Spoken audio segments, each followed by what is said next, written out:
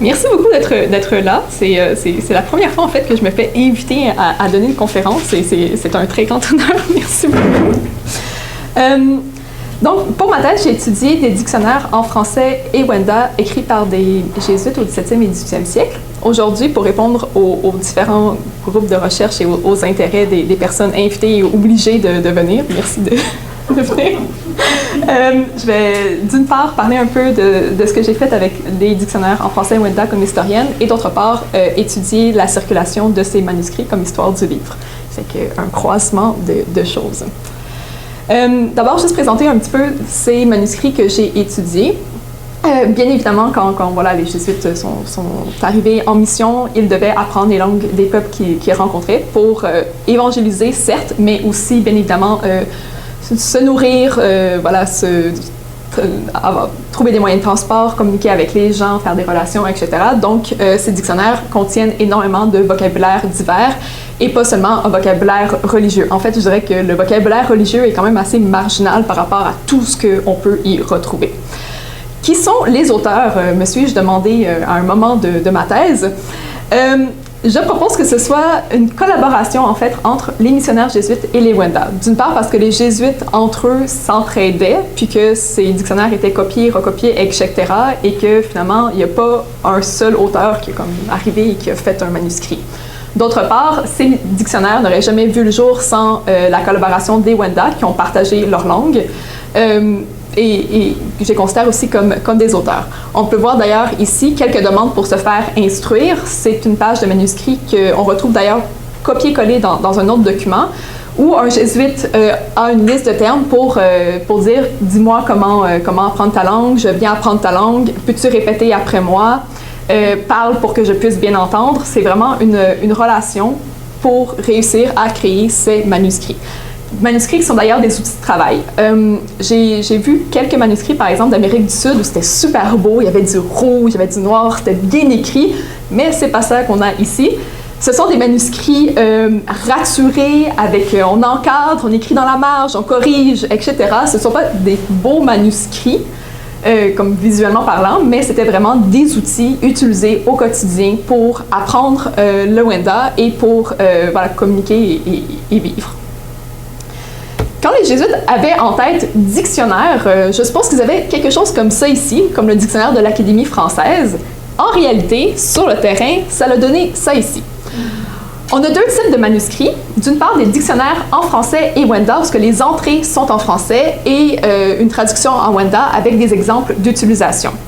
Probablement que les jésuites utilisaient ces dictionnaires parce qu'ils voulaient, par exemple, parler de Dieu, et là, ils cherchaient à l'intérieur pour trouver la traduction et quelques exemples. D'autre part, on a aussi des radicaces en Wenda et français, où l'entrée est en Wenda et la traduction et quelques exemples d'utilisation, encore une fois, sont en Wenda. Ces radicaces sont un peu différents des dictionnaires, dans le sens que ce n'est pas le mot au complet qu'on a en entrée, mais la racine des mots Wenda, qui sont divisés en conjugaisons et ensuite inscrits en ordre alphabétique. Il y a donc eu une adaptation au concept de dictionnaire pour voilà, réussir à mettre par écrit le Wenda au français. Je vais donc parler un peu de qu'est-ce que j'ai fait pour analyser ces dictionnaires-là, et c'est voilà, un petit échantillonnage de ce qu'on peut faire avec ces manuscrits. Mais avant, juste dire qu'il y a voilà, qu'est-ce qui est excessivement intéressant avec ces dictionnaires, évidemment, c'est l'analyse des mots. Mais je ne suis pas linguiste, donc c'est pas ça que j'ai fait. Pour ça, je vous invite à voir, par exemple, les travaux de Megan Ukeniec, John Stakely, et il va y avoir un livre qui va sortir de Zana Van Loon et un groupe de recherche, une édition de grammaire. Pourquoi est-ce que c'est intéressant de faire ce travail linguistique, et que d'ailleurs j'ai utilisé dans mes recherches voilà, pour essayer de mieux comprendre ces manuscrits? C'est que dans une communication avec John Stakely, par exemple, je demandais, OK, on a cette entrée Garensa, corde rassade de porcelaine, chapelet, mais la racine en Wenda, ça veut dire quoi pour de vrai? Puis il me disait que c'était un collier de perles. Disons, le terme religieux ou l'aspect religieux du chapelet dans le Wenda est un peu perdu. Fait que comment est-ce que les uns et les autres comprenaient ce mot, utilisaient ce mot? C'est voilà, un aspect de recherche à approfondir. Pour ma part, une des premières choses que j'ai faites, c'est que je me suis penchée sur la matérialité des dictionnaires. Donc, sans même lire qu'est-ce qu'il y a à l'intérieur. C'est vraiment ultra intéressant de voir ces manuscrits-là. D'une part, le simple fait qu'on a des dictionnaires aujourd'hui, c'est quand même assez extraordinaire, considérant que dans leurs lettres, dans leurs relations, etc., les jésuites se plaignent, et se plaignent souvent, du fait qu'il n'y a pas de lumière, qu'ils n'ont pas de papier, qu'il n'y a pas d'encre, qu'ils ont froid, qui n'ont pas de feu, qui se font déranger, qui n'ont pas de papier ou qui perdent leur paquet de papier et de livres dans la rivière, par exemple. Le fait que les Jésuites, et depuis le tout début des missions en Nouvelle-France, aient apporté du papier et réservé du papier pour rédiger ces dictionnaires-là, montre en soi qu'il y avait une importance accordée à ce type de travail. La condition matérielle même des manuscrits qui ont été préservés jusqu'à nous, et on sait qu'il y en a plusieurs, je dirais la majorité qui ont disparu au fil du temps, mais les conditions matérielles de ceux qu'on a sont encore très beaux. Malgré le fait que voilà, ils ont été d'un endroit à un autre et ensuite qui ont changé de propriétaire à plusieurs reprises, c'est une autre indication de l'importance de ce type de manuscrit.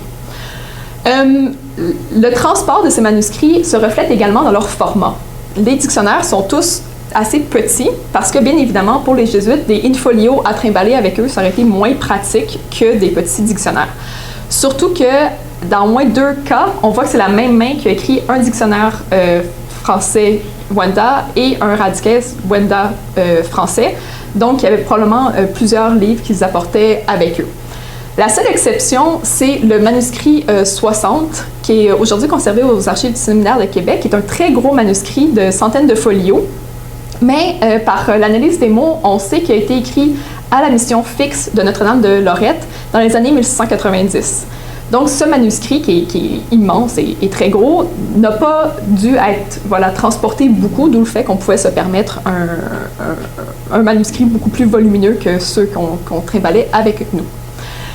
La graphie est également moult intéressante parce que le Wenda a été écrit surtout en alphabet latin avec quelques caractères grecs, quelques nouveaux caractères et accents aussi.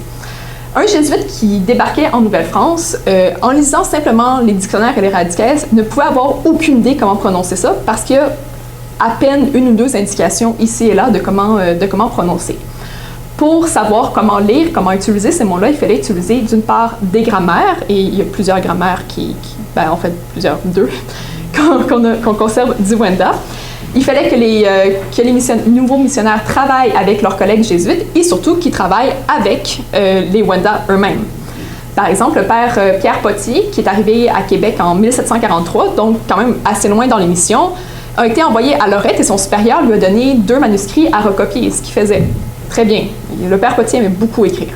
Sauf qu'à un moment donné, son supérieur lui a dit « il faut aussi que tu ailles parler avec les gens parce que finalement, en copiant seulement, il apprenait pas la langue puis il pratiquait pas assez. » Autre point intéressant dans les dictionnaires, c'est les sections thématiques. Et ça, dans les dictionnaires français Wenda, on ne les retrouve pas dans les radicaise ou très très peu.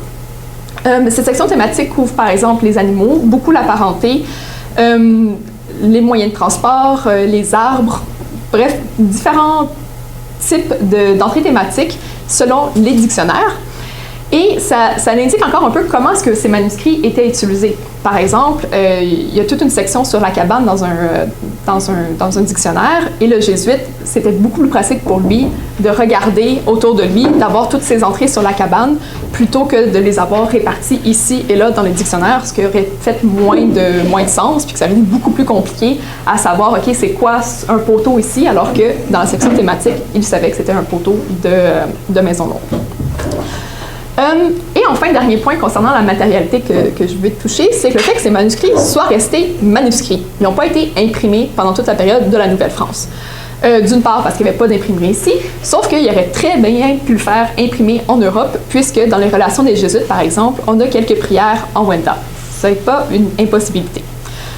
D'une part, est-ce que les imprimeurs auraient apprécié dépenser beaucoup d'argent pour faire imprimer un dictionnaire qui aurait peut-être pas eu beaucoup de succès dans le grand public?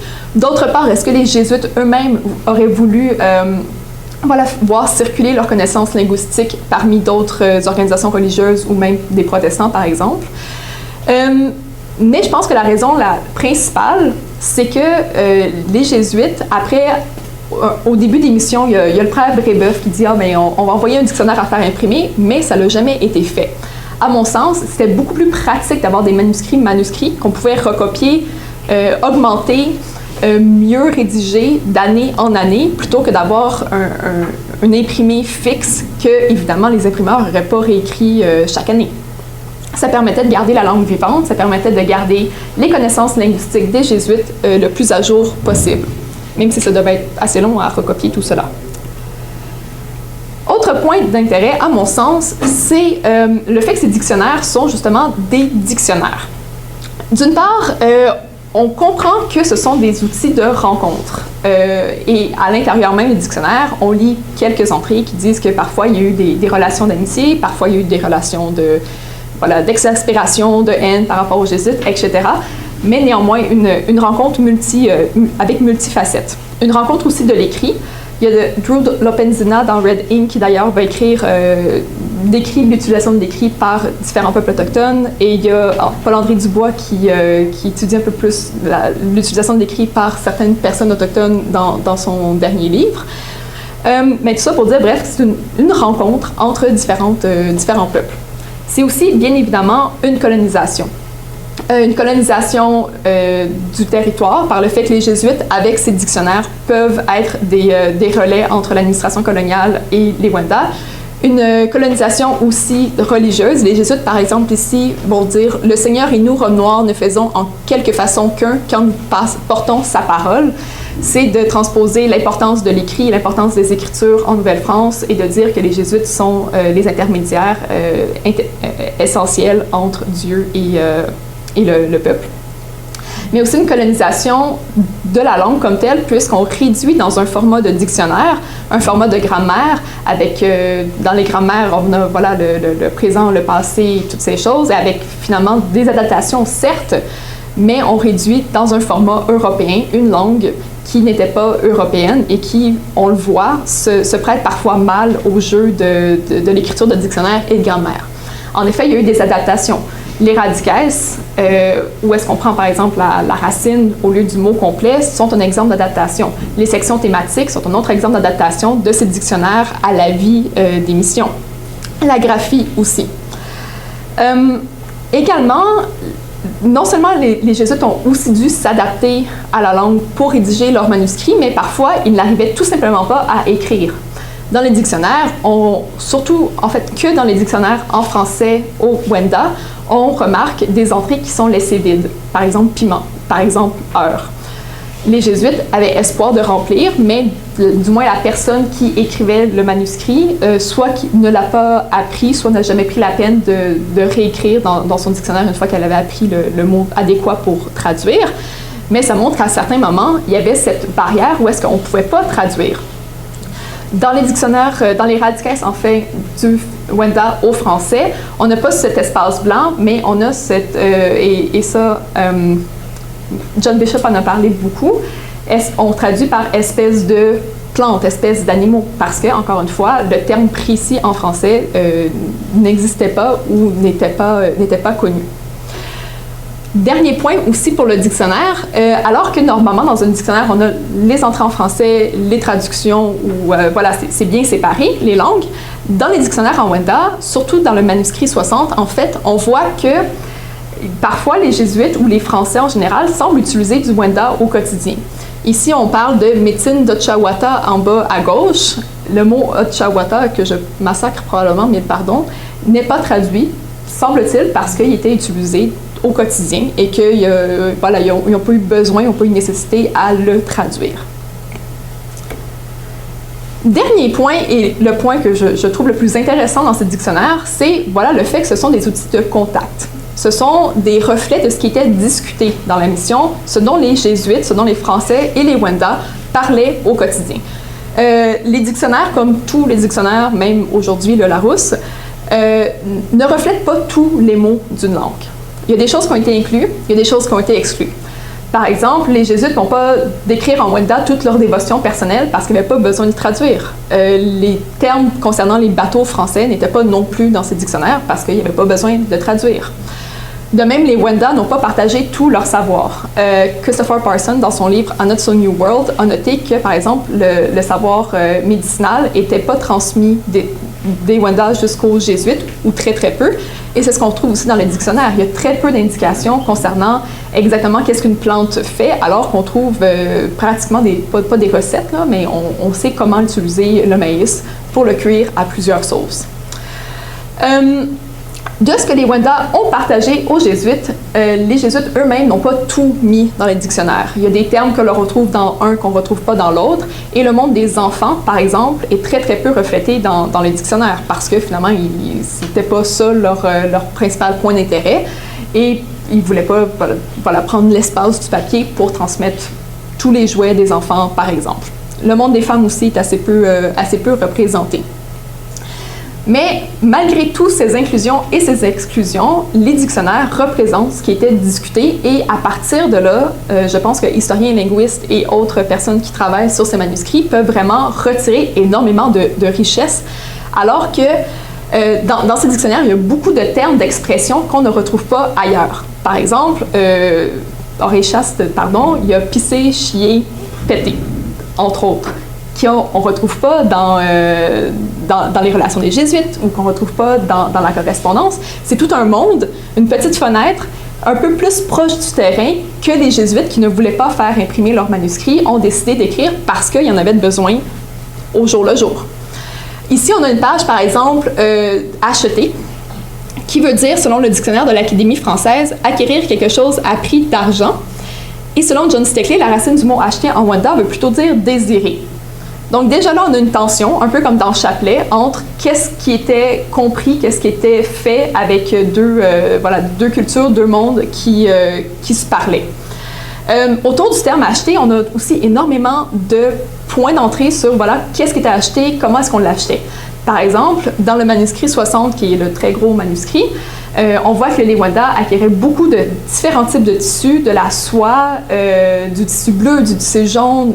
C'est un monde entier de tissus, de types de tissus, de coupes qui est présenté dans ces dictionnaires.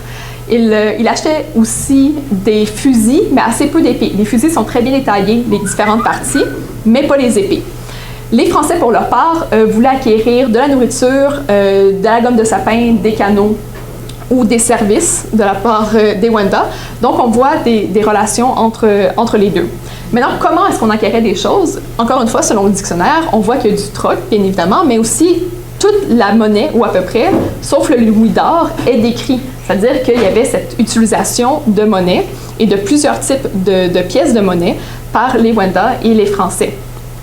On pouvait aussi entrer en dette. Il y a beaucoup d'entrées sur la dette, effacer ta dette, tu as encore une dette, qui montre qu'on pouvait s'endetter de part et d'autre. Et même la mise en gage. Il y a une entrée dans ce dictionnaire où une femme va chercher au cabaret un fusil qu'elle a mis en gage. Ce sont des petits bouts d'entrée qui malheureusement manquent de plus grand contexte, mais que mis bout à bout, on peut utiliser pour voir un peu quel était le quotidien ici aux alentours de Lorette ou de Québec dans les années 1690.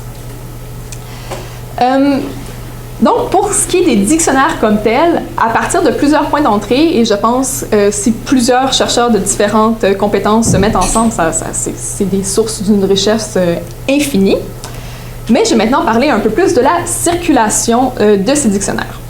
Donc, à la fin des années 1700, les Jésuites ont été frappés par toutes sortes de malheurs, dont la suppression de leur compagnie en 1793 et le fait que les Anglais venant conquérant l'Amérique du Nord refusaient aux Jésuites le fait de prendre de nouveaux missionnaires en Europe. Donc, arriva ce qui devait arriver.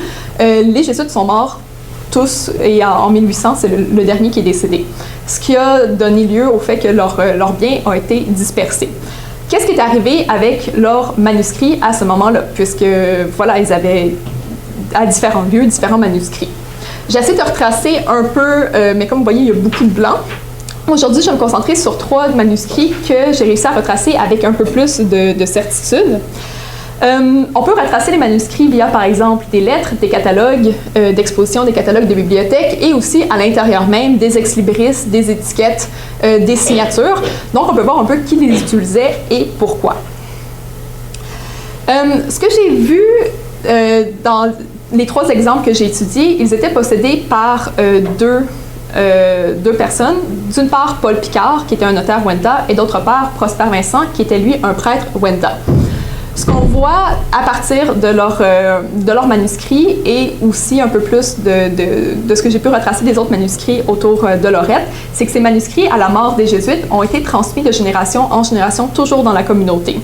Il y a à différents endroits des indications que voilà, ces manuscrits, au fil du temps, ont été transmis, et non seulement transmis physiquement, mais aussi avec leur histoire. Dans au moins 2 cas, par exemple dans le milieu ici, il y a des personnes qui ont écrit l'histoire de ces manuscrits en disant « Voici, c'est telle personne qui me l'a donné », et dans les 2 cas, on dit que c'est le père Chemonneau qui aurait écrit, qui est un linguiste, un bon linguiste du Wenda, selon les sources.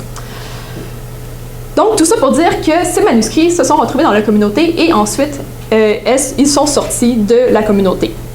Dans les 3 cas que je présentais ici, c'était pas un choix. Les 2 personnes, Paul Picard et Prosper Vincent, ne voulaient pas se départir de leurs manuscrits. Ils avaient, et l'un et l'autre, plusieurs livres, vieux livres Huron, d'où le titre de ma présentation pour Prosper Vincent, et aussi beaucoup d'objets pour Paul Picard. Paul Picard va d'ailleurs se faire proposer pendant plusieurs années de gros montants d'argent pour l'époque pour voilà, vendre ses manuscrits, mais il va toujours refuser jusqu'au tournant du 20e siècle où, faisant face à des problèmes financiers, il va accepter ou il va devoir finalement se départir de ses manuscrits. Il y en a un qui va donner au séminaire de Québec pour payer les frais de scolarité de son fils, et l'autre, il va le vendre à un collectionneur du nom de Cyril Tessier, à qui il avait d'ailleurs vendu déjà des wampum. Mais comme d'ailleurs Jonathan Lainé l'a dit cet été, c'est à peu près certain que ni Prosper Vincent ni Paul Picard n'auraient voulu se départir de leur manuscrit. Pour ce qui est de Prosper Vincent, lui, il avait voilà, un manuscrit, mais un beau jour de 1909, il y a un homme qui est arrivé et qui lui a demandé de lui emprunter son manuscrit. Cet homme était en fait un fraudeur et il a pris le manuscrit pour le remettre en circulation dans les mains de collectionneurs parce qu'il voulait se faire de l'argent. Cet homme a d'ailleurs beaucoup contacté Prosper Vincent par la suite en disant « Ah, ben, j'aimerais savoir tel tableau, tel truc », il a contacté aussi son neveu. Donc, c'était parce qu'il y avait un gros marché de collectionneurs d'objets et de manuscrits autochtones au tournant du 20e siècle. On pense alors que les peuples autochtones et les cultures autochtones étaient sur le point de disparaître, donc il y avait cette idée de collectionner le plus possible. Une fois que les manuscrits ont quitté les mains de la communauté de Wendake, qu'est-ce qui s'est passé? Il n'y a pas eu vraiment d'utilisation de ces manuscrits pour de vrai. À l'intérieur du manuscrit, par exemple, ici, on voit que Marie-Joseph Zachary l'a lu, elle a écrit à l'intérieur. Il y a Paul Picard, ici, c'est sa main, qui a augmenté le manuscrit avec des noms d'animaux que l'on ne retrouve pas dans son dictionnaire. Donc, il y avait cette idée d'utilisation des dictionnaires, de lecture des dictionnaires quand même, qu'on peut retrouver à Lorette, qu'on ne retrouve pas par la suite. Le séminaire de Québec, par exemple, ou la John Carter Brown Library aux États-Unis, où serait retrouvé le manuscrit de Prosper Vincent, vont pas vraiment utiliser ces manuscrits. Ils vont faire quelques recherches pour savoir est-ce que, oui ou non, le père Chemonneau était l'auteur, parce que c'était la grande question existentielle, mais ils vont pas mettre en valeur ou utiliser ces manuscrits. Pourquoi est-ce qu'ils ont acquis? Le séminaire de Québec, en fait, avait déjà plusieurs manuscrits du Wenda et probablement de d'autres langues autochtones dans leur bibliothèque avant que Paul Picard leur cède et que Cyril Tessier finalement cède son propre manuscrit au séminaire de Québec. Donc, ça l'ajoutait à la collection. Pour ce qui est de la John Carter Brown Library aux États-Unis, ils avaient déjà pas mal de documents linguistiques d'Amérique du Sud, puis ils voulaient commencer à acquérir des documents linguistiques d'Amérique du Nord pour remplir leur collection. Fait que c'était pas que diante, c'est un savoir linguistique ici qu'on veut garder. C'était plus une question de ajouter à une collection et d'avoir des trucs d'Amérique du Nord. Pour ce qui est des collectionneurs non plus, c'était pas un intérêt linguistique ou un intérêt de vraiment regarder ces manuscrits qu'ils acquéraient parfois à très fort prix.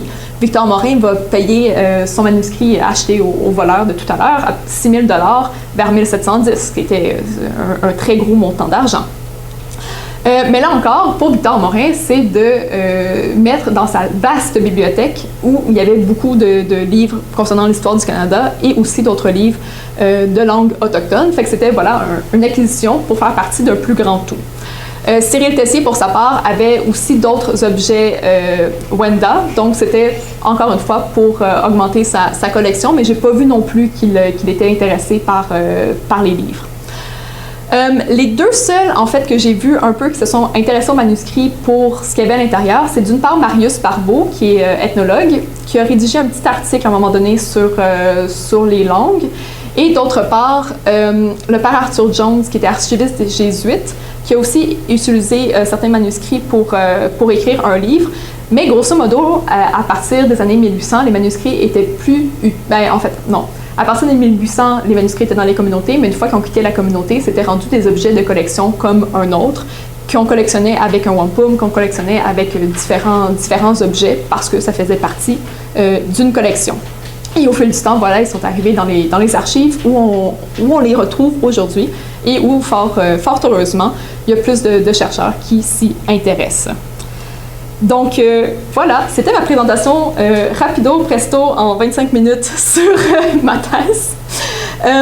Je ne peux sincèrement que souhaiter que ces manuscrits soient de plus en plus étudiés de différents angles, autant pour leur contenu linguistique, historique, ou pour la circulation des dictionnaires. C'est d'une richesse absolument incroyable à tant de degrés. Et voilà, en plus, ils sont sympathiques, ces petits dictionnaires. Merci beaucoup de votre attention et du fait que je parle extrêmement vite.